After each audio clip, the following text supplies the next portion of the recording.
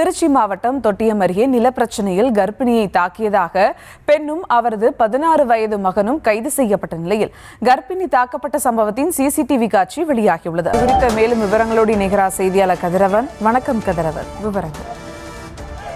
வணக்கம் சுபா.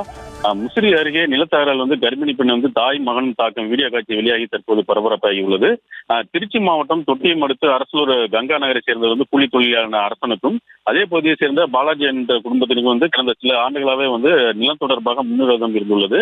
இது அடிக்கடி இவர்களுக்குள்ளே வாய் தகராறும் ஏற்பட்டுள்ளது. இந்த நிலையில் அரசனின் இரண்டாவது மகள் கவிதா உடல்நலை குறைவு காரணமாக தொட்டியம் பாலசமுத்திரத்தில் உள்ள ஒரு தனியார் மருத்துவமனையில் சிகிச்சைக்காக அனுமதிக்கப்பட்டிருந்தார். அவரை பார்ப்பதற்காக அரசன் மற்றும் அவரது மனைவி சந்திரா, மகள்கள் 4 பேர் மருத்துவமனைக்கு சென்றுள்ளனர். இதில் 4 மகள்களில் ஒருவரான சத்யா நிறைமாத கர்ப்பிணியாக இருந்துள்ளார். இவர்கள் அனைவருமே மருத்துவமனை வாசல் நின்று பேசிக் கொண்டிருந்த போது அங்கு வந்த பாலாஜியின் மனைவி ஹேமா மற்றும் அவரது 16 வயது மகன் திடீரென அரசனின் தகராறில் ஈடுபட்டுள்ளனர், வாய் தகராறில் ஈடுபட்டனர்.